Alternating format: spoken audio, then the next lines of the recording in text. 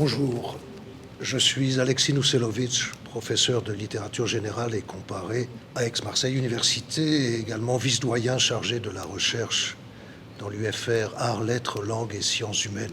Je suis heureux de vous accueillir à cette manifestation Europe, la poésie contre la guerre.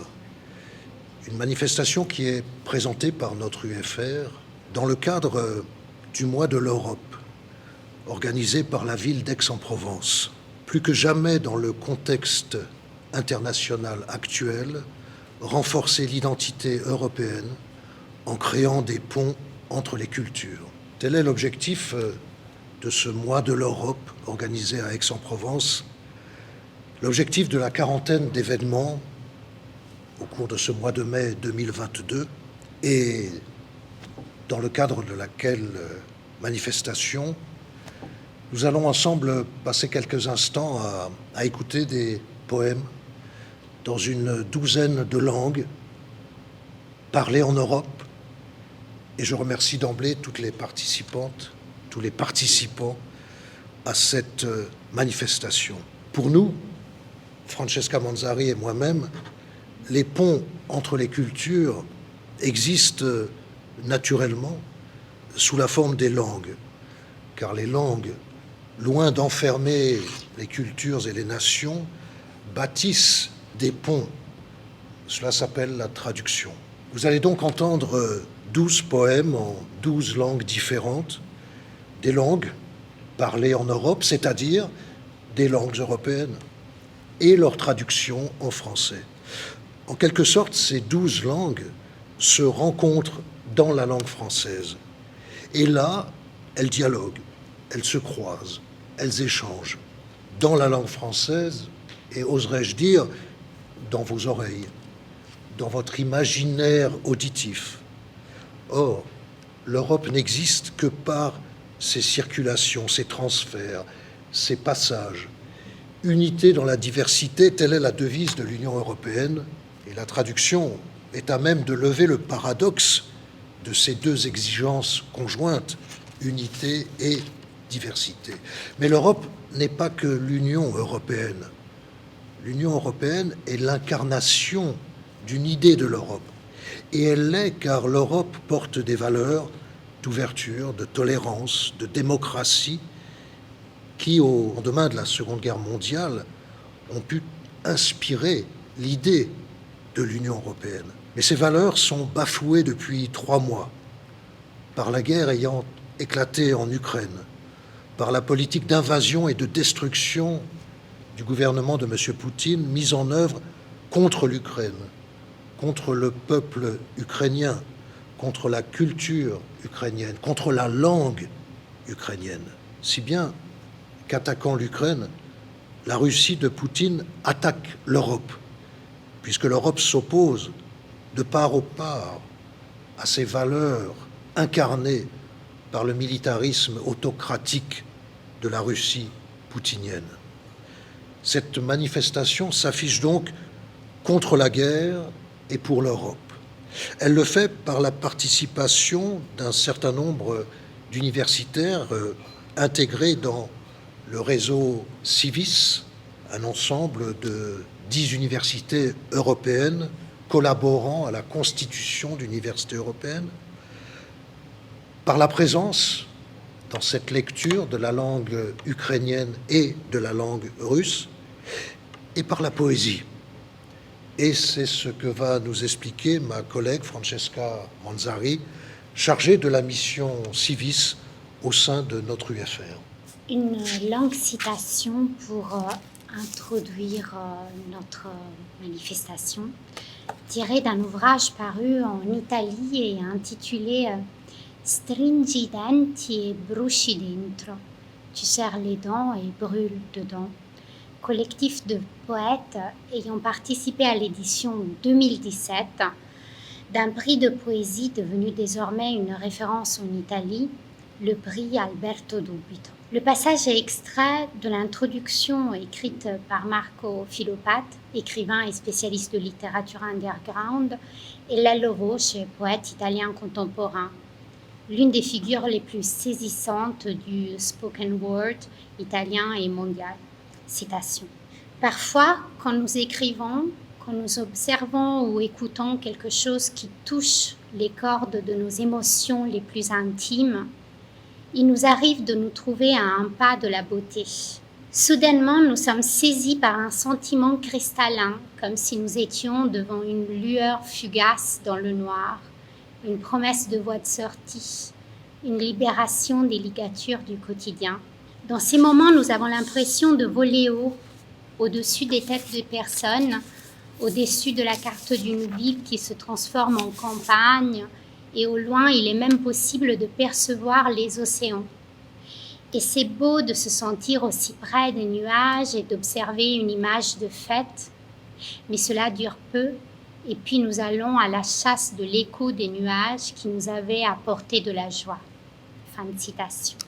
Cette joie en fuite est une promesse d'échappement à un quotidien présent infernal, fait de guerres en cours et à venir, de milliers de migrants en fuite qui meurent aux frontières de notre pays. Je cite encore ce texte prémonitoire de Lello Voce qui a été écrit en 2017. Il suffit de prononcer 3 ou 4 noms pour nous trouver face à des démons qui nous poursuivent du matin au soir. Erdogan, Poutine, El-Sisi, Trump. Nous sommes encerclés de Satan. S'il avait jamais existé, l'enfer est ce qui est déjà ici.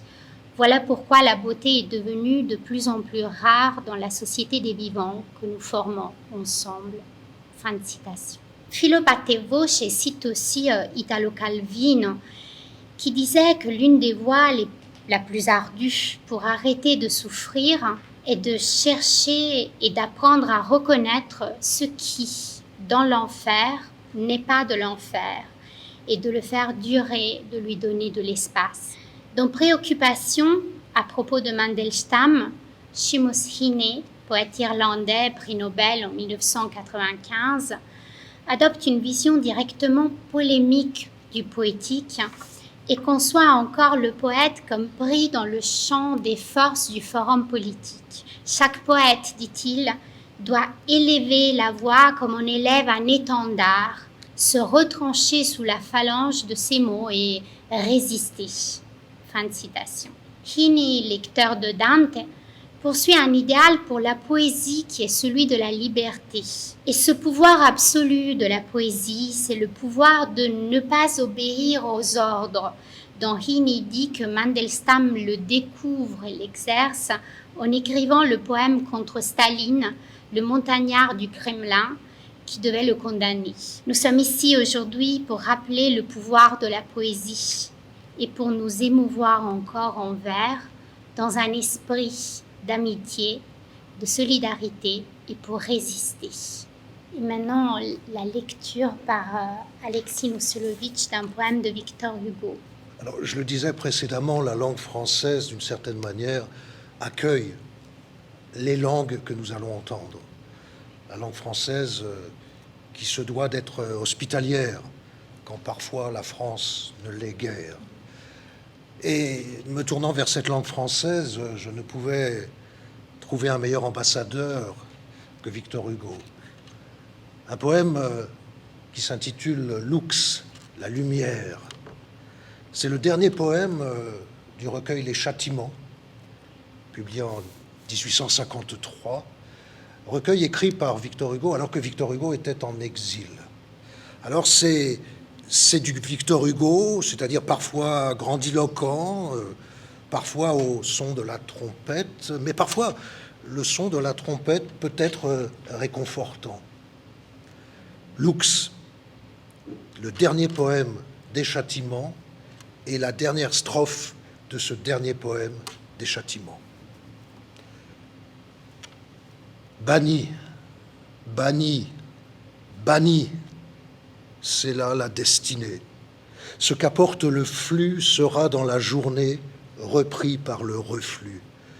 Les jours mauvais fuiront sans qu'on sache leur nombre, et les peuples joyeux et se penchant sur l'ombre diront « cela n'est plus ». Les temps heureux luiront non pour la seule France, mais pour tous. On verra dans cette délivrance funeste au seul passé toute l'humanité chantée, de fleurs couvertes, comme un maître qui rentre en sa maison déserte dont on l'avait chassé. Les tyrans s'éteindront comme des météores, et comme s'il naissait de la nuit deux aurores dans le même ciel bleu, nous vous verrons sortir de ce gouffre où nous sommes, mêlant vos deux rayons, fraternité des hommes, paternité de Dieu. Oui, je vous le déclare, oui, je vous le répète, car le clairon redit ce que dit la trompette.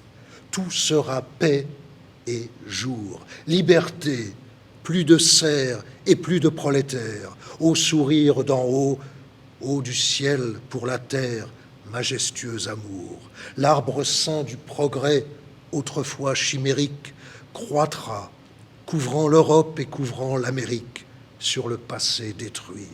Et laissant les terres pures luire à travers ses branches, le jour apparaîtra, plein de colombes blanches, plein d'étoiles, la nuit.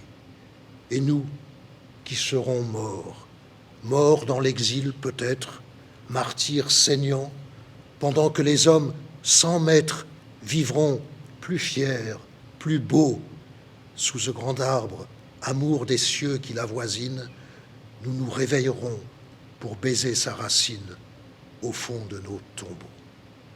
Nous commençons maintenant ce marathon de lecture de poésie. Un premier binôme de Oksana Shostak et Olga Gold qui viendront lire un poème en ukrainien et en traduction française. Il a été écrit le 5 mai de cette année, après que les troupes russes ont fait sauter les musées Grigory Skovoroda dans la région de Kharkiv. Avant ceci, ils ont tiré sur les monuments à Taras Shevchenko à Bucha. Dialogue de Genius Олександра Орлова. Довго не бачились. Крила склади, посидь. Що там? Які новини, брате? Як завше, світ ловив мене та не спіймав. Любов виникає з любові, але болю багато. Нам не звикати. Ти маєш знати, твій заповіт виконують, дослівно, затято, кличуть пророком. А втрати страшні, але не даремні. Там, попри грім і дим, навіть кухонна шафка тримається за свій дім. Дух не зламати. Добре це знати. А тут що нового, брате? Все як завжди, мирно. Новоприбулих багато, але їм тут добре. Більше немає лихих сусідів, щоб потерпати. Спокій, любов і тільки чекати, коли на землі на нашій буде вже свято. Але ж недовго вже, брате. Так, скоро стане і там дихати найвільніше. Біль віддадуть катам, смерть ворогам. Буде кінець сльозам. Знаю до стоти нам звідси згори відніше. Ça fait longtemps. Remplis tes ailes, assieds-toi un instant. Que se passe-t-il là-bas, mon frère? Quoi de nouveau?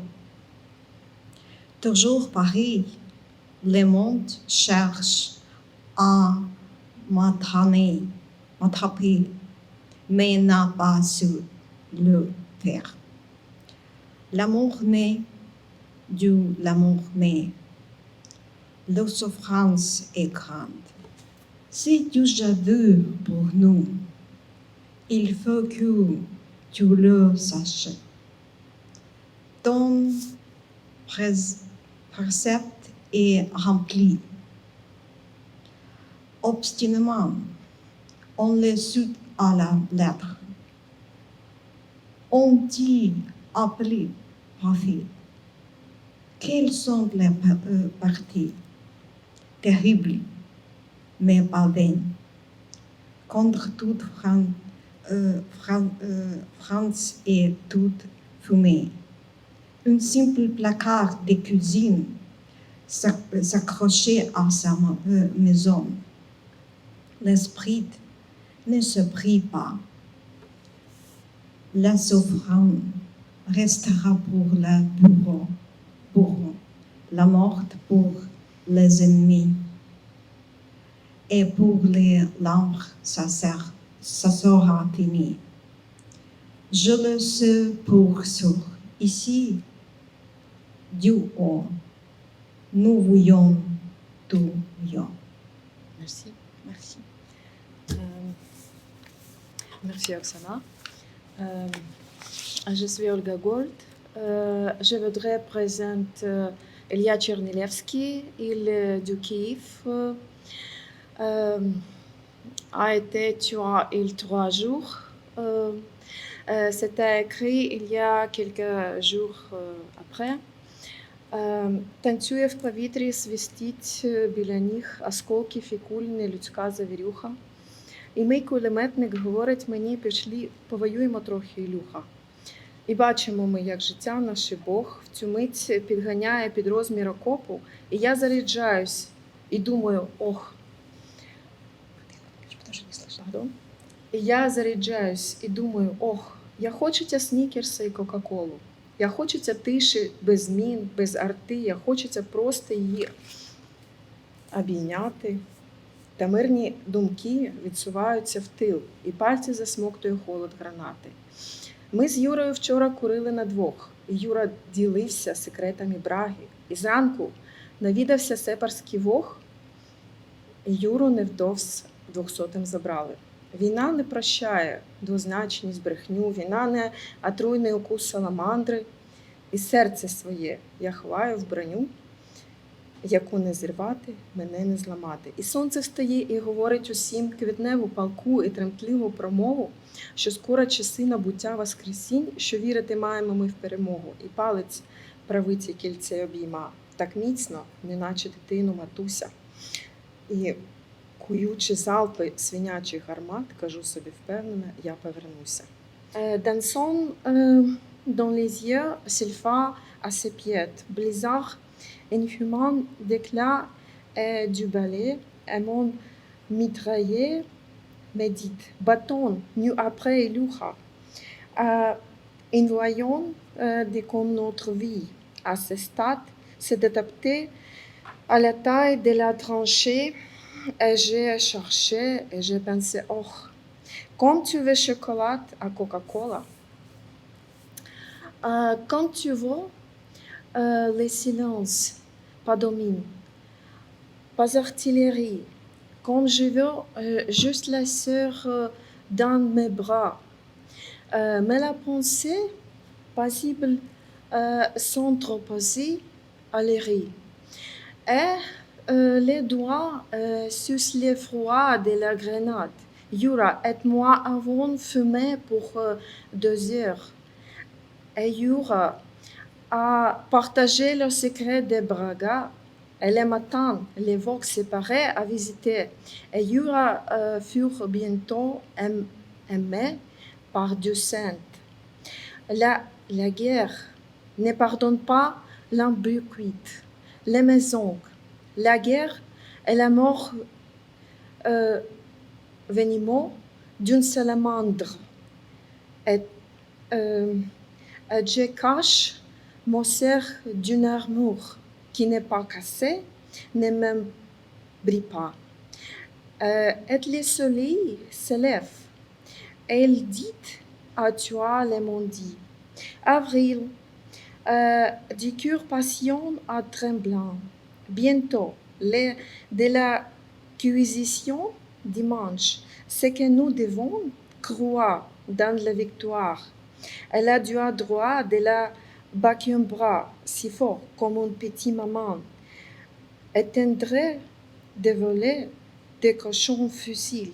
J'aime, dis avec assurance, je reviendrai. Merci beaucoup.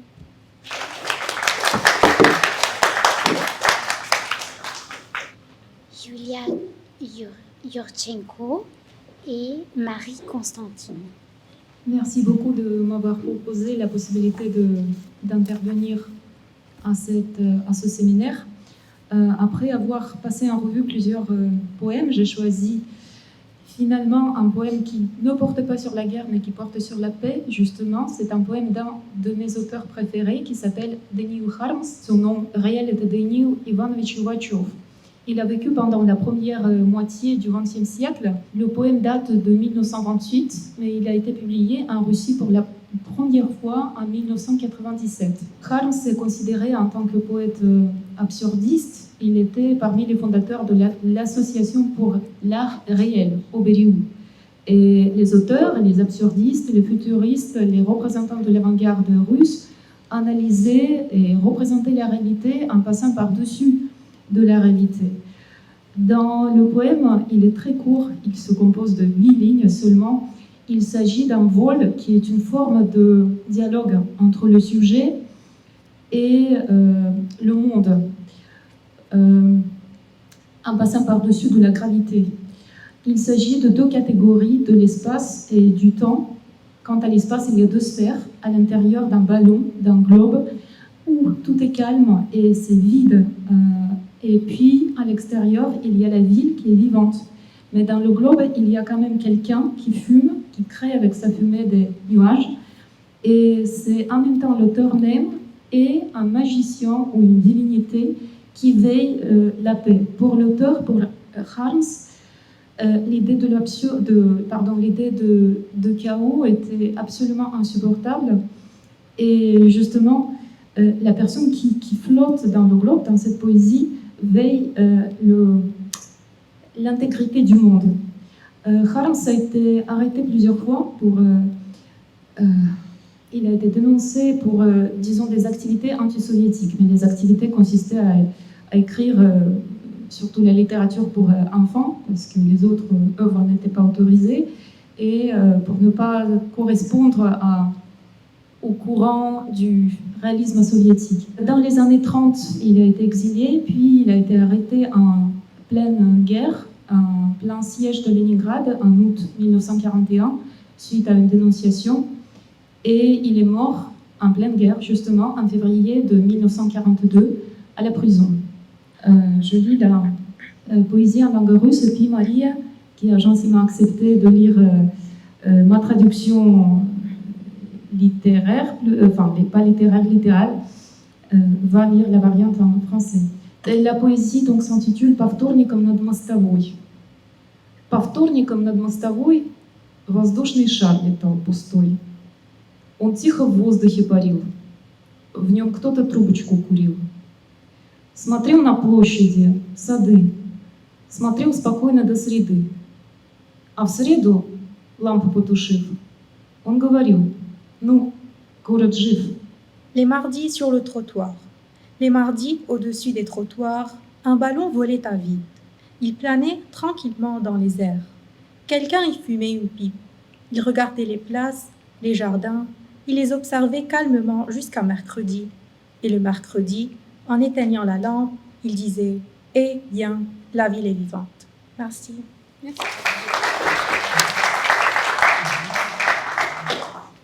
Michaela Pop et Anna Grigoras. Oui, bonjour. Je veux remercier aux organisateurs surtout pour avoir invité à cette fête culturelle la littérature humaine. Et avec ma collègue Anna Maria Grigoras, nous allons vous présenter un poème du poète Tudor Arghezi, qui a été un écrivain qui a abordé plusieurs genres littéraires.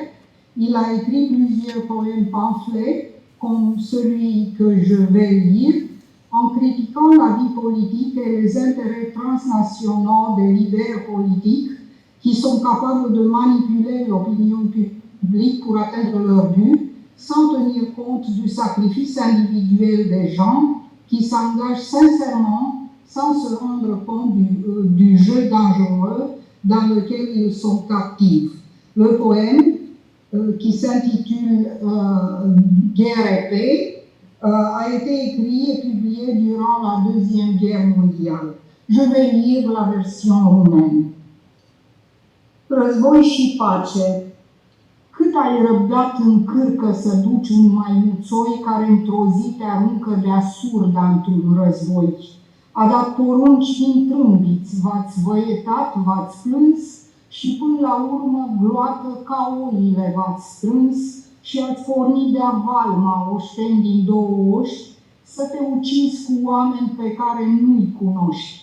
Chemați și ei cu trâmbiți și tobe ca și voi și apăsați de aceleași metehne și nevoi. Trăind în prietenie la graniți, ani și ani, v-ați pomenit deodată și ei și voi dușmani. Paiața ta îmbătată, cu proasta lui paiață, s-au dumirit sub masă vrăjmași de dimineață. Și tăvăliții în drojdii, spurcata vărsătură, vă vâră cu deasila în suflete pe gură. Te-ai chinuit în mlaștini de sânge și în sfârșit ți-ai biruit vrăjmașul sau el a biruit. Nu ți-a șoptit pământul mânjit, că din măcel ieșiți slăiți de viață, cerșind și tu și el? Un muzgălici vă scrie că slava vă încununa, adăugând în cronici minciună la minciuna. O zi de sărbătoare, eroule, te scoate să defilezi cu trupul rămas pe jumătate. Ca toată gura cască să vie să te vadă împins cu căruciorul vopsit pentru paradă. Și de-abia începe tocmeala, cât la sută ești invalid și face și vlaga ta pierdută și jertfa inimoasă de sine, pe furiș alunecă în tăcere și trece în mărunțiș. Ți-o fi rușine ție, lor nu le e rușine, să-și rează înălțimea pe oasele din tine, ciolanele rămase gunoi printre alte țări, ca să se înalțe domnii, își fac din ele scări, că orice împărăție se sprijină băiete pe temnițe, pe sânge și schelete. Cu ce te alegi din luptă tu, ca și el vrăjmașul, când s-a slăit ogorul și v-a pierit sălașul? Sau v-ați ales cu o cruce la cap, sau o să fiți strânși în spitale triste cu medici plictisiți. Rămași desculți pe zloată, copiii tăi și ai lui nu țin de nicio patră și sunt ai nimănui. Rămân pentru obștească uitare și amintire schilozi de panoramă și bâlci și cimitire și fiere ușoară vitejilor țărâna, paiațele se împacă la urmă dându-și mâna. Te poți uita din stradă, în cârși sau frânt pe băți, că domnii de împăcare petrec și fac ospăți. Apropie-te, stane, să te întreb încoace, de ce-a mai fost războiul? Ca să se facă pace și maimuțoii noștri să poată să se joace? Nu mai fusese pace și până la război?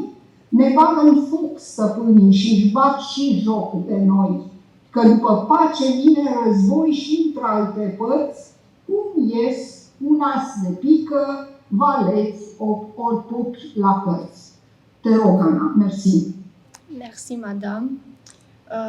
Je vais lire la traduction française du poème Război și pace de Tudor Arghezi. Combien as-tu enduré de porter sur ton dos un vaurien qui un jour te jette inutilement dans une guerre?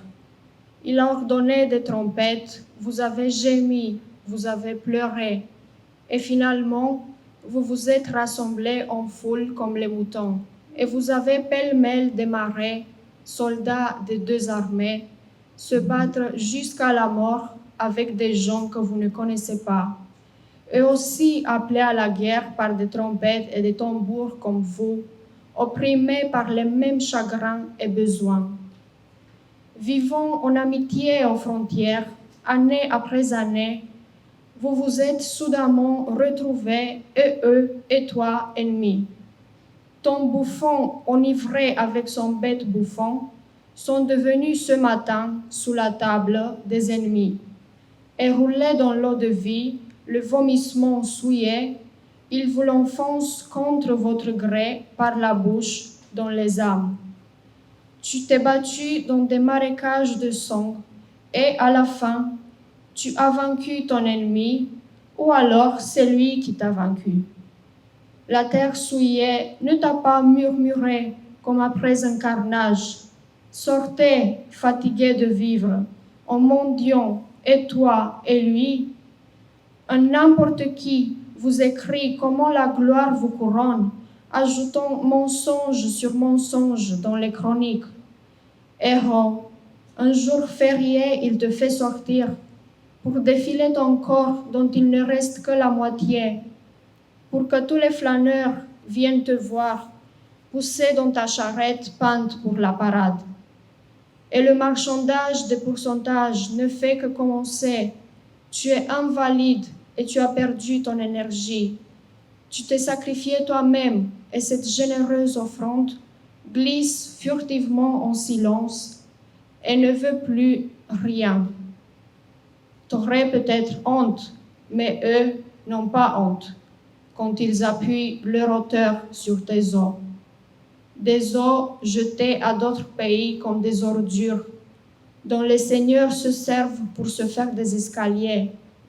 Car tout empire, garçon, s'appuie sur des géoles, du sang et des squelettes. À quoi bon la guerre, pour toi comme pour ton ennemi, si la terre s'est desséchée et que vous avez perdu vos demeures? Soit vous êtes morts, soit vous vous retrouverez dans des tristes hôpitaux avec des médecins ennuyés. Tes enfants et les siens, une fois restés pieds nus sous la giboulée, se retrouveront abandonnés et sans foyer. Des mutilés dignes de spectacles et de foires, des cimetières, demeurent pour le souvenir ou sont condamnés à l'oubli collectif, et que les âmes des braves reposent en paix, alors qu'à la fin, les bouffons se réconcilient en se serrant la main.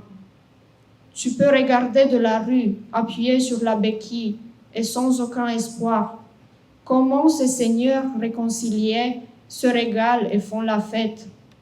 Approche-toi, Stan, pour que je te demande, pourquoi y a-t-il eu encore la guerre?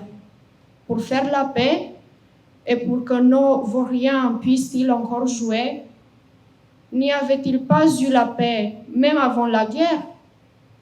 Nos maîtres nous mettent au feu et se moquent de nous, car la guerre suit la paix, y compris ailleurs, de la même manière que l'as de pique, le valet ou le roi tombent au jeu de cartes. Merci. Merci.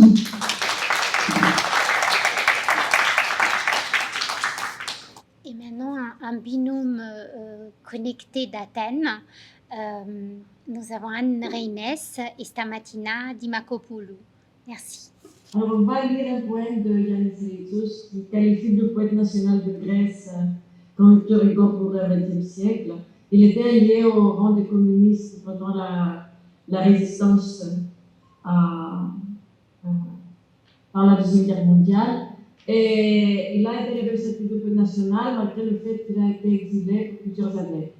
Son poésie est plutôt épique et dans un sens un peu controversé, mais il y a, disons, ces deux côtés contradictoires, qui est aussi une poésie qui parle beaucoup de l'angoisse et de perte. Et nous, on va lire un poème dont le titre est Le sens de la simplicité, et qui peut être ce qu'on perd en période de guerre. Alors, je commence par le poème en grec. Το νόημα της απλότητας. Πίσω από απλά πράγματα κρύβομαι. Για να με βρείτε. Αν δεν με βρείτε, θα βρείτε τα πράγματα. Θα αγγίξετε εκείνα που άγγιξε το χέρι μου. Θα σμίξουν τα χνάρια των χεριών μας. Το αυγουστιάτικο φεγγάρι γυαλίζει στην κουζίνα. Σαν γαλωμένο τετζέρι, Γι' αυτό που σας λέω γίνεται έτσι. Φωτίζει κάθε σπίτι και τη γονατισμένη σιωπή του σπιτιού. Πάντα η σιωπή μένει γονατισμένη. Η κάθε λέξη είναι μια έξοδος για μια συνάντηση, πολλές φορές ματαιωμένη. Και τότε είναι μια λέξη αληθινή, σαν επιμένει στη συνάντηση. Et pour la traduction française, derrière des choses simples, je me cache pour que vous me trouviez. Si vous ne me trouvez pas, vous trouverez les choses. Vous trouverez ce que ma main a touché. Les traces de nos mains se joindront l'une à l'autre. La lune du mois d'août brille dans la cuisine comme un pot étamé pour la seule cause que j'ai dite. Elle éclaire la maison vide et le silence agenouillé de la maison. Le silence est toujours agenouillé. Chaque mot est un départ pour une rencontre annulée souvent. Et c'est un mot vrai seulement quand, pour cette rencontre, il insiste. Merci.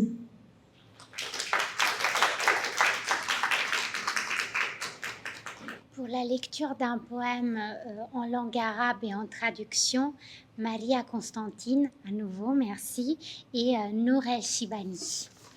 Je remercie tout d'abord M. Nisilovici et Mme Manzari pour cette invitation. C'est un réel plaisir pour ma camarade et moi de pouvoir participer à cet événement. On n'entend pas ? Nous avons choisi la lecture du poème « Le soldat qui rêvait de lys blanc », écrit par Mahmoud Darwish, poète palestinien, en langue arabe en 1967, dans son recueil intitulé « La terre nous est étroite ». C'est un poème qu'il a écrit après avoir eu une discussion avec un soldat qui rêvait de paix pendant la période de guerre. Tout comme ce soldat, malheureusement, 55 ans après, nous cherchons toujours cette paix universelle et même personnelle qui nous manque. Ma collègue commencera à lire la version originale, un extrait en arabe, et ensuite je lirai la traduction française faite par Elias Sambar. جندي يحلم بالزنابق البيضاء لمحمود درويش. يحلم بالزنابق البيضاء بغصن زيتون بصدرها المورك في المساء. يحلم قال لي بطائر بزهر ليمون ولم يفلسف حلمه لم يفهم الأشياء إلا كما يحسها يشمها. يفهم قال لي إن الوطن أن أحتسي قهوة أمي أن أعود في المساء. سألته والأرض؟ قال لا أعرفها ولا أحس أنها جلدي ونبضي مثل ما يقال في القصائد. وفجأة رأيتها كما أرى الحانوت والشارع والجرائد. سألته تحبها؟ أجاب حبي نزهة قصيرة أو كأس خمر أو مغامرة. من أجلها تموت؟ كلا. وكل ما يربطني بالأرض من أواصري مقالة نارية محاضرة. قد علموني أن أحب حبها ولم أحس أن قلبها قلبي ولم أشم العشب والجذور والغصون. وكيف كان حبها؟ يلسع كالشموس كالحنين؟ أجابني مواجها. وسيلتي للحب بندقية وعودة الأعياد في خرائب قديمة وصمت تمثال قديم ضائع الزمان والهوية. حدثني عن لحظة الوداع وكيف أمة تبكي بصمت عندما ساقوه إلى مكان ما في الجبهة. وكان صوت أمه الملتاع يحفر تحت جلده أمنية جديدة. لو يكبر الحمام في وزارة الدفاع، لو يكبر الحمام. إنني أحلم بالزنابق البيضاء بشارع مغرد ومنزل مضاء. أريد قلبا طيبا لا حشو بندقية. أريد يوما مشمسا لا لحظة انتصار مجنونة فاشية. أريد طفلا باسما يضحك للنهار لا قطعة في الآلة الحربية. جئت لأحيا مطلع الشموس لا مغربها. ودعني لأنه يبحث عن زنابق البيضاء، عن طائر يستقبل الصباح فوق غصن زيتون، لأنه لا يفهم الأشياء إلا كما يحسها يشمها. يفهم قال لي إن الوطن أن أحتسي قهوة أمي أن أعود آمنا مع المساء. Merci. Le soldat qui rêvait de lys blanc. Il rêvait de lys blanc, d'un rameau d'olivier, des seins de son aimé épanoui le soir. Il rêvait, il me l'a dit, d'un oiseau et des fleurs de l'oranger. Sans compliquer son rêve, il percevait les choses, telles qu'il les ressentait et les sentait. Une patrie, il me l'a dit, c'est savourer le café de sa mère, c'est rentrer à la tombée du jour. Et la terre, je lui demandais. Il répondit, je ne la connaissais pas. Je ne sentais pas quelle était ma peau et mon cœur, ainsi qu'il est dit dans les poèmes. Mais soudain, je la vis, comme une boutique, une rue, des journaux. Je lui demandais, l'aimes-tu ? Il répondit, mon amour est une brève promenade, un verre de vin, une aventure. Donnerais-tu ta vie pour elle ? Non. Je ne suis liée à cette terre que par un éditorial, un discours enflammé. On m'a enseigné à aimer son amour, mais je n'ai pas senti son cœur se fondre avec le mien. Je n'ai pas humé l'herbe, les racines et les branches. À quoi ressemblait son amour ? Brûlant comme les soleils. La nostalgie, il fit front. Ma voix à l'amour est un fusil, des fêtes revenues de vestiges anciens, le silence d'une statue antique, d'époque et d'origine indéterminée. Il me parla de l'instant des adieux, de sa mère, pleurant en silence lorsqu'on l'envoya quelque part sur le front, de sa voix éplorée, gravant sur sa peau par un souhait nouveau. Ah, si seulement les colombes grandissaient au ministère de la Défense. Ah, si les colombes, je rêve de lys blanc, d'une rue qui gazouille et d'une maison éclairée. Je quête un cœur bon, non des munitions. Un jour ensoleillé, non un instant de folle victoire fasciste. Je quête un enfant souriant au jour, non une place dans la machine de guerre. Je suis venue ici vivre le lever des soleils, non leur coucher. Il me fit ses adieux, il était à la recherche de lys blanc, d'un oiseau accueillant le matin sur un rameau d'olivier. Il percevait les choses, telles qu'il les ressentait et les sentait.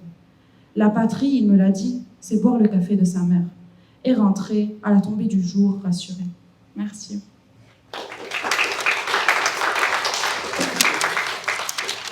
Pour un poème en espagnol, Catherine Pereira et Rokia Traoré.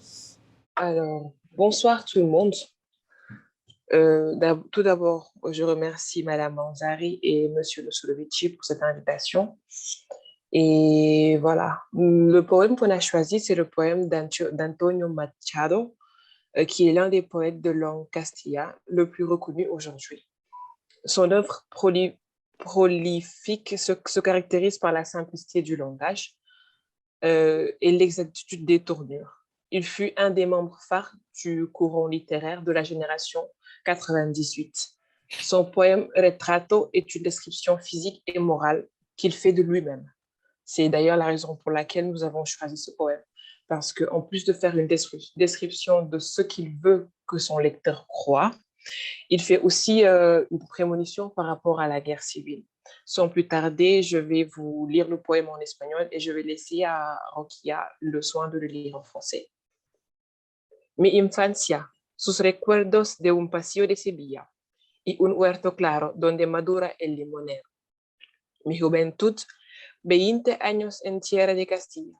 Mi historia, algunos casos que recordar no quiero. Ni un seductor mañana, ni un bradomín he sido. Ya conocéis mi torpe aliño indumentario, mas recibí la flecha que me asignó Cupido, y amé cuanto ellas pueden tener de hospitalario. Hay en mis venas gotas de sangre jacobina, pero mi verso brota de manantial sereno, y más un hombre uso que saber su doctrina. Soy el buen sentido de la palabra. Bueno, adoro la hermosura, y en la moderna estética corté las viejas rosas del huerto de Ronsard. Mas no amo las afeites de la actual cosmética. Ni soy un ave de esas del nuevo gaitrinar. Desdeño las romanzas de los tenores huecos y el coro de los grillos que cantan a la luna. A distinguir me paro las voces de los ecos y escucho solamente entre las voces. Ura, soy clásico o romántico, no sé. Dejar quisiera mi verso como como deja el capitán su espada, famosa por la mano viril que la blandiera, no por el docto oficio del forjador preciada. Converso con el hombre que siempre va conmigo. Quien habla solo espera hablar a Dios un día. Mi soliloquio, el secreto de la filantropía. Y al cabo nada os debo. Debéisme cuanto he escrito. A mi trabajo acudo, con mi dinero pago. El traje que me cubre y la mansión que habito. El pan que me alimenta y el hecho en donde yago. Y cuando llegue el día del último viaje, y al partir la nave que nunca ha de tomar, me encontraréis a bordo del ligero de equipaje casi desnudo como los hijos de la mar. Je vais laisser à Rokhaya le soin de lire la traduction du poème en français. D'accord. Vraiment, c'est un honneur pour moi de lire la traduction du poème d'Antonio Machado. Donc, je vais commencer à lire. Le poème s'intitule Portrait. Mon enfance, ce sont des souvenirs d'un patio de Séville et d'un jardin clair où mûrit le citronnier. Ma jeunesse, 20 ans en terre de Castille, mon histoire, quelques épisodes dont je ne peux me souvenir. Je n'ai pas été un Don Juan de Magnara, ni un Brandomine. Vous connaissez bien mon accoutrement maladroit. J'ai bien reçu la flèche qui m'a décoché Cupidon, et j'ai aimé des femmes tout ce qu'elles avaient d'accueillant. Il y avait dans mes veines des goûts de sang jacobin, mais mon verre jaillit d'une source sereine. En plus qu'un homme averti qui possède sa doctrine, je suis, dans le bon sens du mot, bon. J'adore la beauté et dans la moderne esthétique. J'ai coupé les vieilles roses du jardin de Ronsard, mais je n'aime pas les phares de l'actuelle cosmétique. Je ne suis pas un de ces oiseaux du nouveau gay gapillement. Je dédaigne les romances des ténors creux et le chœur des grillons qui chantent à la lune. Par contre, je me force de distinguer les voix de leurs échos et parmi les voix, je n'en écoute qu'une. Suis-je classique ou romantique? Je ne sais pas. Je voudrais poser ma rime comme le capitaine pose son épée, plus fameuse par la main virile que la serre que par tout l'art du forgeron. Alors, après la lecture de la traduction, je voudrais juste préciser la raison pour laquelle on a choisi le poème-là sur le thème de la guerre, parce que Antonio Machado est un républicain et il a été exilé sous le régime de Franco et il avait déjà prédit son exil bien avant que cela arrive. Et il a écrit ce poème en guise d'évasion et d'acceptation de sa vie en tant que poète. Et aussi, il a un peu montré à son lecteur la personne qu'il voudrait que ce dernier retienne de lui. Voilà.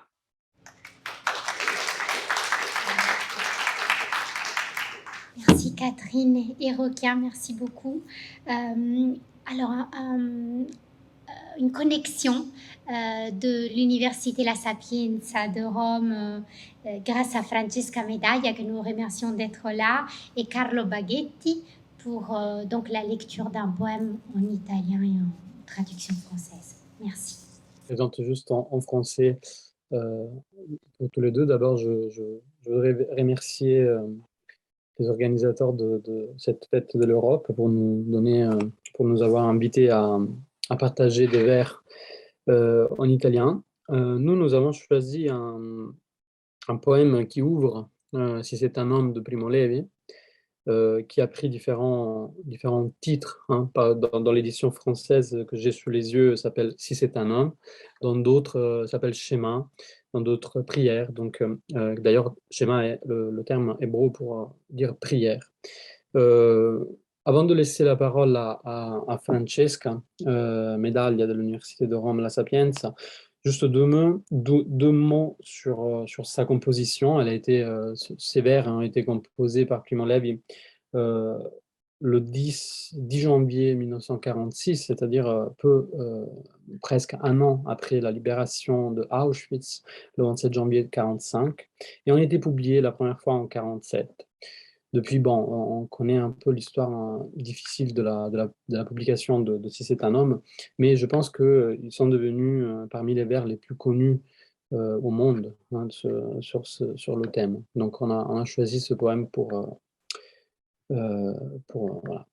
l'occasion. Donc je laisserai d'abord Francesca lire en italien, leggere in italiano les vers, et puis je lirai la traduction. Merci Carlo.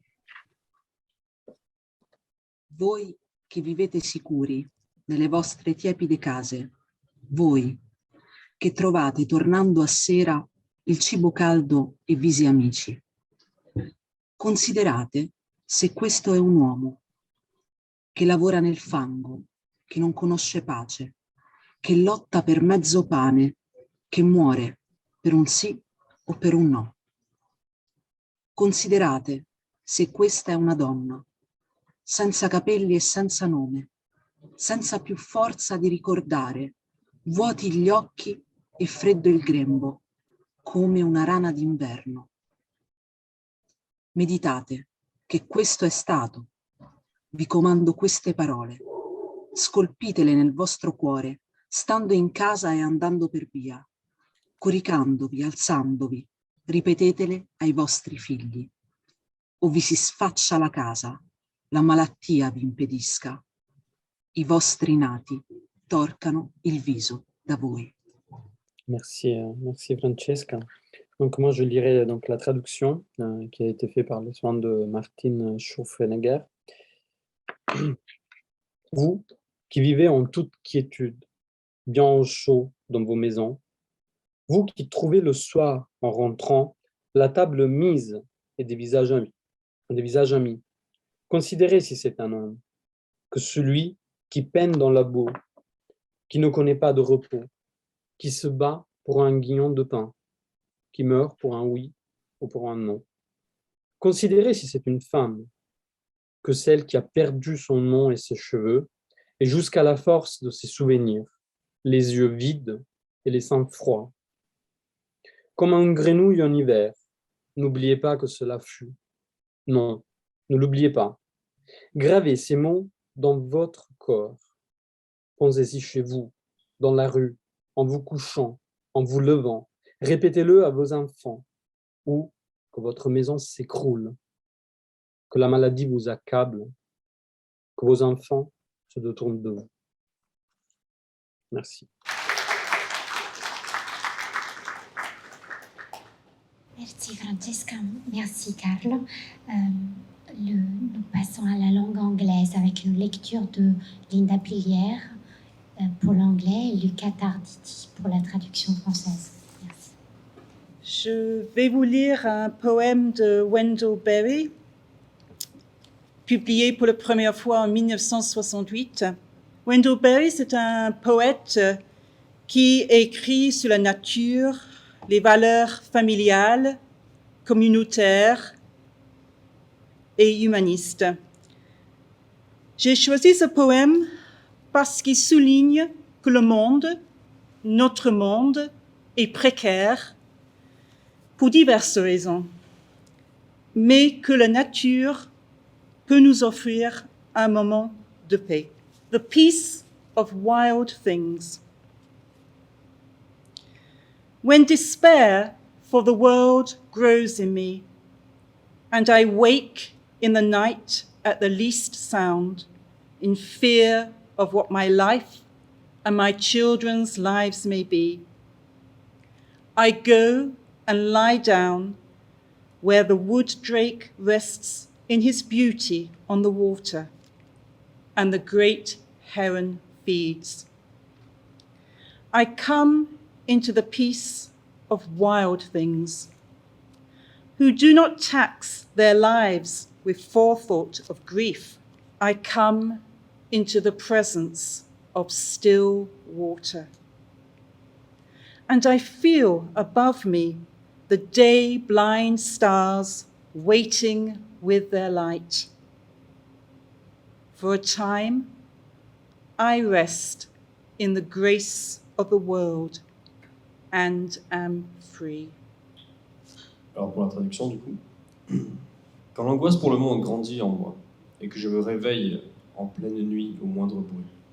Effrayé de ce que ma vie et la vie de mes enfants pourraient devenir, je vais m'étendre là où le canard carolin se repose en sa beauté sur l'eau et où le grand héron se nourrit. J'entre dans la paix des créatures sauvages, qui n'imposent pas à leur vie l'anticipation du malheur. J'entre dans la présence de l'eau calme. Et je sens au-dessus de moi les astres aveugles du jour attendant d'émettre leur lumière. Un moment, je m'abandonne à la grâce du monde et je suis libre.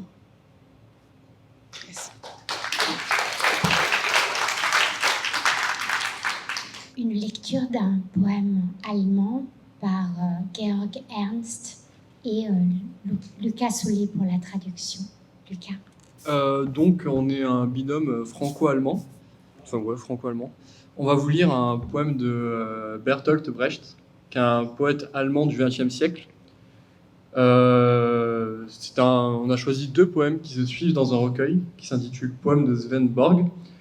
C'est un recueil qui a été publié en 1939 et dans lequel nous trouvons des poèmes de 1926 à 1939. Il faut savoir que ce n'est pas une date anodine pour Brecht, puisque c'est un poète qui a été exilé, enfin qui s'est exilé, qui a vécu un exil, puisque c'était un poète allemand et vous n'êtes pas sans savoir que dans les années 30 en Allemagne, c'était pas forcément la joie.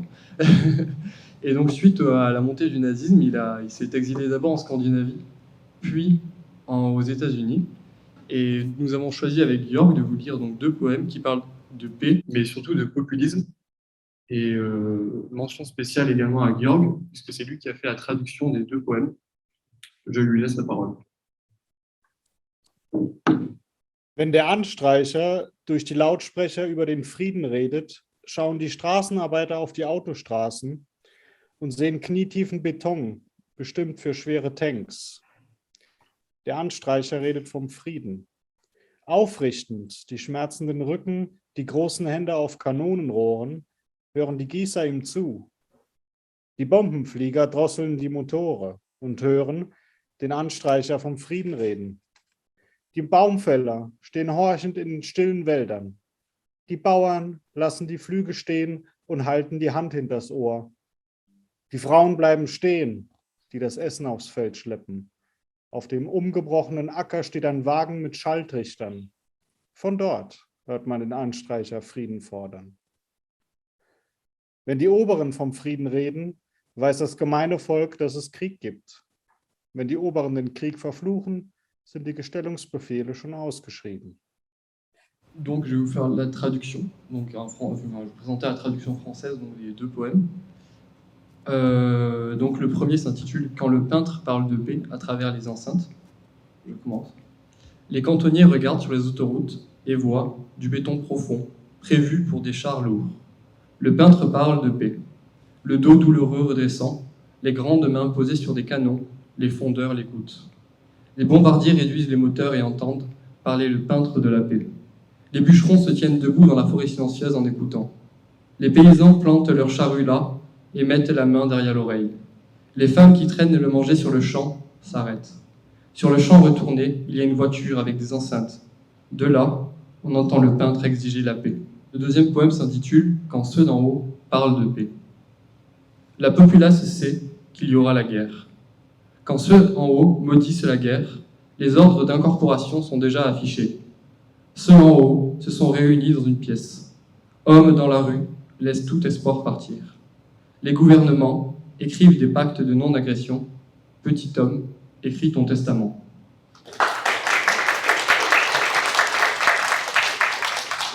Merci à vous. Merci à Georg et à Lucas.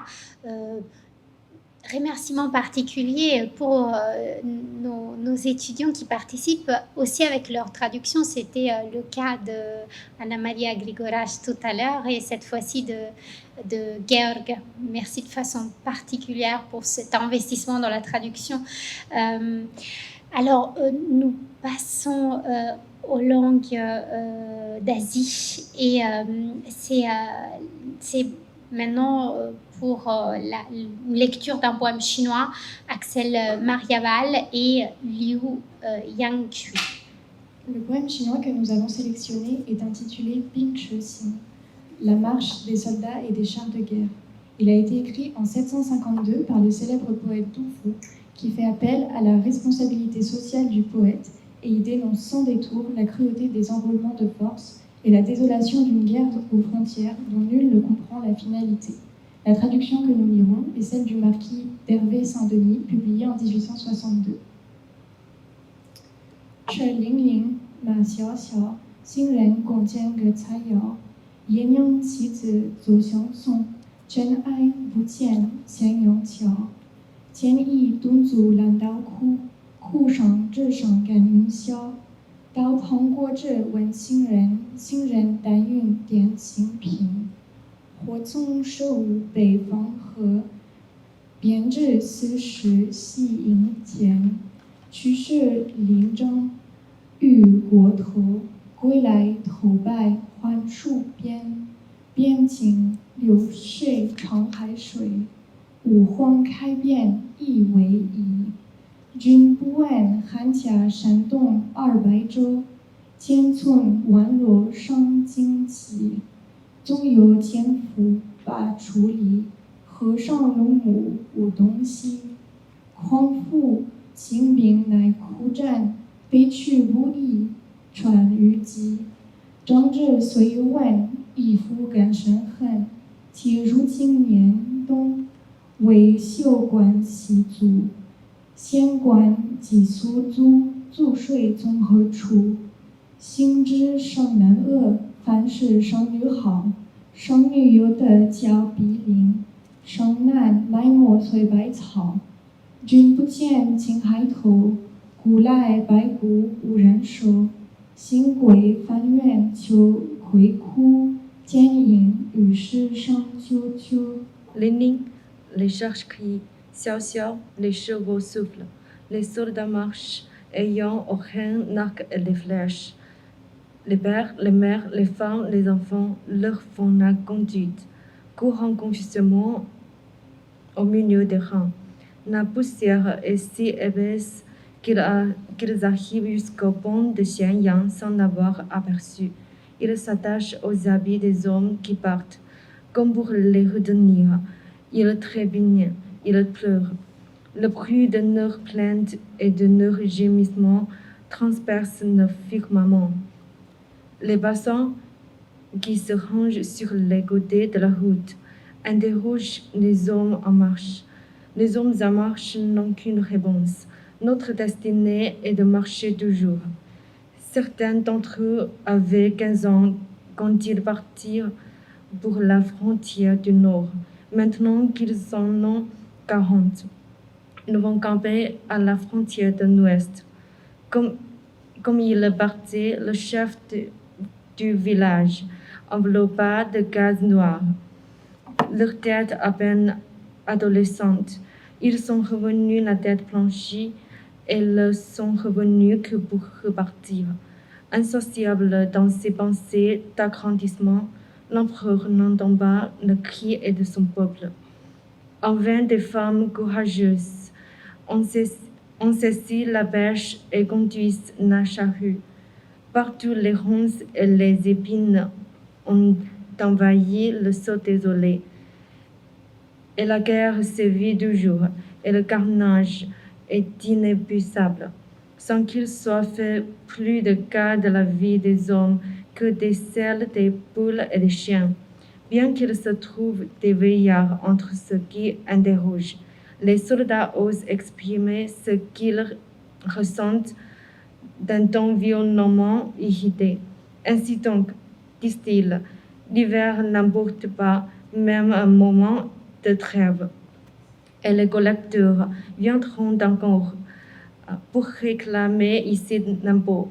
Mais cet impôt, de quoi donc pourrait-il sortir? N'en sommes-nous pas venus à tenir pour une calamité la naissance d'un fils et à nous réjouir? Au contraire, quand c'est une fille qui naît parmi nous, s'il vient d'une fille, on peut du moins trouver quelques voisins qui la prennent pour femme. Si d'un fils, il faut qu'il meure et qu'il soit enseveli dans les herbes sauvages. Prince, vous l'avez point vu les bords de la mer Bleue, où les eaux des morts blanchissent sans être jamais recueillis, où les esprits des hommes récemment tués importunent de leur plainte, ceux dont les corps ont depuis longtemps péri. Le ciel est sombre. Désolée. La pluie est froide sur cette lugubre plage et des voix gémissantes s'y élèvent de toutes parts. Merci.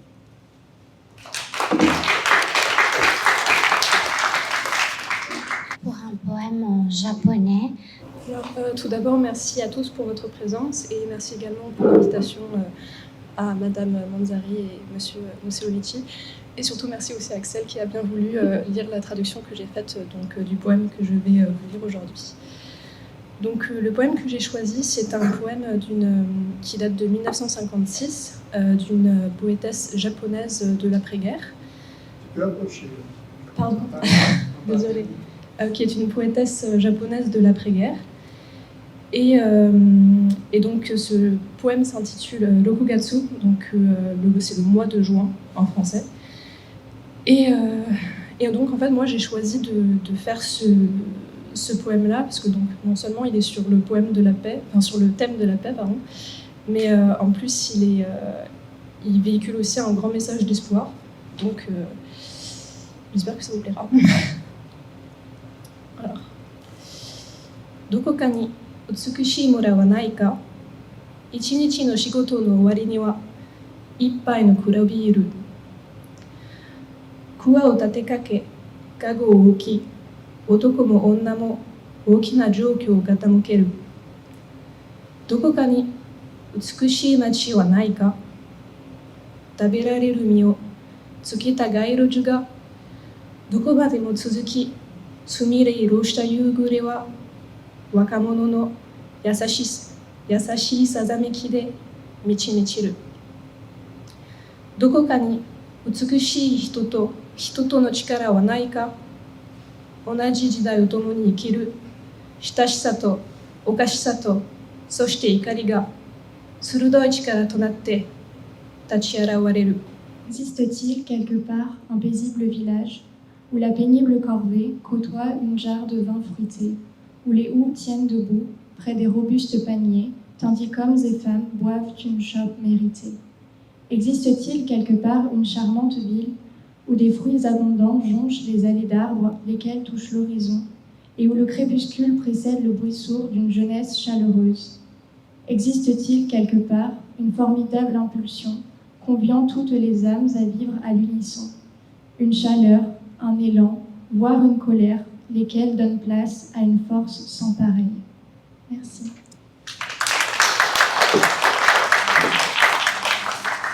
Pour la langue vietnamienne, Kieu An Nguyen.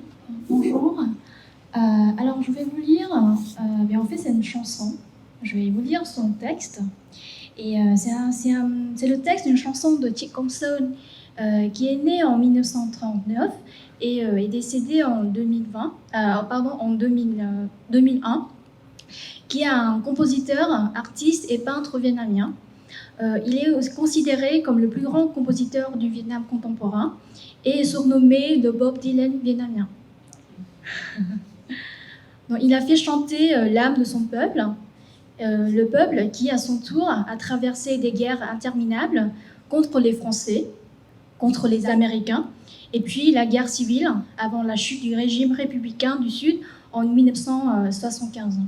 Des chansons puisent l'inspiration des ballades populaires et folkloriques, du bouddhisme oriental et de la philosophie occidentale, de la culture hippie américaine des années 60. Et je vous présente aujourd'hui le texte d'une chanson qu'il a écrite en 1965, Người con gái Việt Nam da vàng, qui peut être traduit littéralement par la fille vietnamienne à la peau jaune. Voilà. Je voulais vous lire la version vietnamienne et puis après ma camarade va vous lire la traduction en français. Người con gái Việt Nam da vàng, yêu quê hương như yêu đồng lúa chín. Người con gái Việt Nam da vàng, yêu quê hương nước mắt lưng ròng. Người con gái Việt Nam da vàng, yêu quê hương nên yêu người yếu kém. người con gái ngồi mơ thanh bình, yêu quê hương như đã yêu mình. Em chưa biết quê hương thanh bình, em chưa thấy xưa kia Việt Nam, em chưa hát ca dao một lần, em chỉ có con tim tâm hờn. Người con gái một hôm qua làng, đi trong đêm, đêm vang ầm tiếng súng. Người con gái chợt ôm tim mình, trên da thơm vết máu loang dần. Người con gái Việt Nam da vàng, mang giấc mơ quê hương lìa kiếp sống. Người con gái Việt Nam da vàng, yêu quê hương nay đã không còn. Ôi cái chết đau thương vô tình, ôi đất nước u mê ngàn năm. Em đã đến quê hương một mình, riêng tôi vẫn âu lo đi tìm. La fille vietnamienne à la peau jaune aime son pays comme elle aime les rizières mûres. La fille vietnamienne à la peau jaune aime son pays, les larmes aux yeux. La fille vietnamienne à la peau jaune aime son pays, aime les misérables. Assise, elle rêve à la paix. Elle aime son pays comme elle s'est aimée. Tu n'as pas connu ton pays en paix. Tu n'as pas vu le Vietnam d'autrefois. Tu ne chantes pas encore nos chansons de folklore.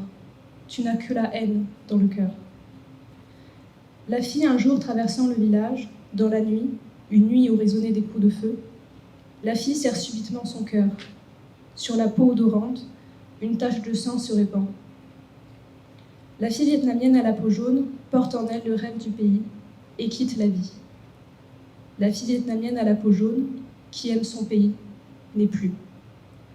Ô mort douloureuse et fortuite, ô patrie perdue dans l'obscurité depuis des milliers d'années, tu es venue seule au pays, et moi, toujours inquiet, je le cherche. Oui, bien sûr, ça donne le vertige, toutes ces langues. Et parfois, je me disais que la prochaine fois, on n'aura même pas besoin de traduction. Il suffirait d'être exposé à ces langues. Et puis aussi le vertige, parce qu'on se dit la guerre, et encore la guerre, et encore la guerre, aux quatre coins de la planète. Si bien que on en arriverait presque à donner cette définition de la paix. La paix, c'est quand il n'y a pas la guerre. Et je crois que la poésie, le message de la poésie, c'est de nous dire qu'il ne faut pas s'arrêter à cette définition-là, que la paix doit être défendue pour elle-même, et que la paix, ce n'est pas simplement quand la guerre s'arrête, c'est que la paix, c'est ce à quoi nous devons tendre, vivre ensemble. C'est ce que nous avons essayé de faire au cours de l'heure qui vient de s'écouler, et je tiens sincèrement à remercier toutes celles et ceux qui ont pris la parole au nom de la poésie, au nom de la paix.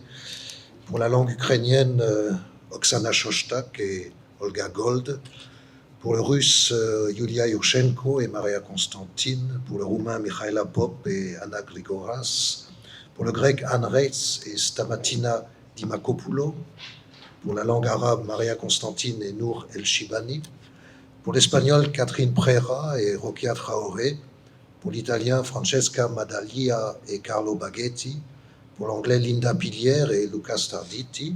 Pour l'allemand, Georg Ernst et Lucas Soulet. Pour le chinois, Axel Mariaval et Liu Yangju. Pour le japonais, Axel Mariaval. Et pour le vietnamien, Kieu Han Nguyen. Ce pourrait être un cortège de toutes les langues du monde. Il n'y avait que quelques langues du monde et pourtant le monde était représenté. Et j'espère que ce monde, peu à peu, comprendra que la paix doit être son atmosphère. Merci à toi, Alexis, pour cette organisation. Je suis toujours honorée de travailler avec toi. Et merci à tous les participants, aux collègues, aux étudiants, ceux qui sont venus écouter, que ce moment de réflexion, d'écoute, reste avec nous pendant quelques heures, qui est une sorte d'écho dans nos cœurs, dans nos âmes, et un espoir de paix pour nous tous. Merci.